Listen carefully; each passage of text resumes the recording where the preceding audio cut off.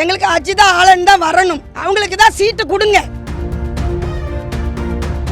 இல்லைன்னா மக்கள் வந்து கொந்தளிச்சு ஆளுக்காளி என்ன செய்யறாங்கன்னு தெரியல. கரூர்ல 49 பேர் தான் இறந்தாங்க. ஆனா இதுல வந்து எத்தனை பேர் மண்டைய போடுறாங்கன்னு எங்களுக்கே தெரியாது.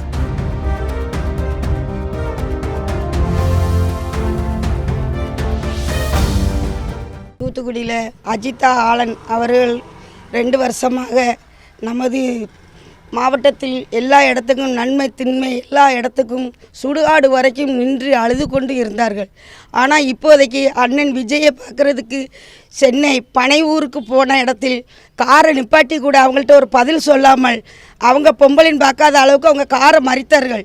மறித்ததுக்கு அவர்கள் என்னவென்று கூட கேட்காத அளவுக்கு காரை நிப்பாட்டாமல் சென்று விட்டார்கள்.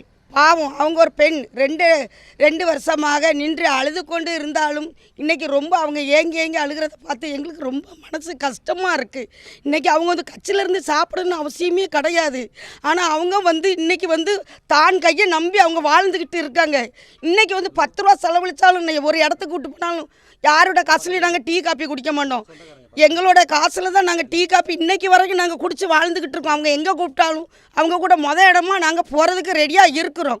ஆனால் பார்த்து நீங்கள் அவங்களுக்கு இந்த பதவியை கொடுக்கறதுக்கு உங்களை அன்புடன் தூத்துக்குடி சார்பாக அன்புடன் கேட்டுக்கொள்கிறோம். தினமும் ஒரு நாளைக்கு 10 பேர் 20 பேர் கஷ்டப்பட்டவங்க அவங்க வீட்டுக்கு வந்தாலும் அவங்களால ஏண்டது பள்ளிக்கூடத்து பிள்ளைகள், தாய் தோப்பம் இல்லாத பிள்ளைகளுங்க, கால் வழங்காதவங்க, மற்ற ஊனமுற்றவங்க, ஊமை எல்லாருக்கும் நல்ல மாதிரி அவங்க ஸ்கூலுக்கு வந்து பேக்கு எல்லாம் அவங்களால என்ன செய்ய முடியுமோ அவங்களுக்கு நலத்திட்ட மாதிரி அவங்க எல்லாமே நல்லா செய்து எல்லாரும் நல்லா அவங்கள வாழ்த்திட்டு தான் போவாங்க. ஒழிய யாரையும் வந்து அவங்க குற்றவாளின்னு இன்ன வரைக்கும் சொன்னது கிடையாது.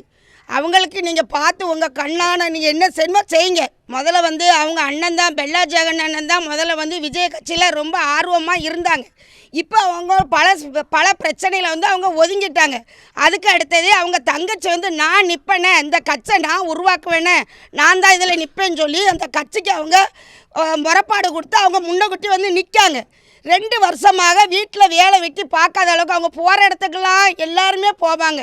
ஒரு அக்கா தங்கையை போல் நடத்துனாங்க. ஜெயலலிதாவுக்கு அடுத்தது ஆட்சியில் வரணும்னா நம்ம அஜிதா ஆளன் தான் கண்டிப்பான முறையில் வரணும். முத இவங்க தான் பண்ணாங்களா? இப்போ நிறைய பேர் வந்திருக்காங்க. நம்ம இப்போ முத யார் கட்சியில் செயல்பட்டது அஜிதா ஆளன் தான் முதல்ல செயல்பட்டு இந்த இதை கொண்டுட்டு வந்தது. அவங்கள்ட்ட வந்துட்டு போனவங்க தான் அவ்வளோ பேருமே இப்போ நான் உண்டுன்னு அவ்வளோ பேர் விலகி இப்போ ஆளுக்கு ஒரு பக்கத்தில் இருக்காங்க. என்னதான் முடிவு சொல்கிறீங்க? எங்களுக்கு அஜிதா ஆளன் தான் வரணும். அவங்களுக்கு தான் சீட்டு கொடுங்க. இல்லைன்னா மக்கள் வந்து கொந்தளிச்சு ஆளுக்காளி என்ன செய்கிறாங்கன்னு தெரியல.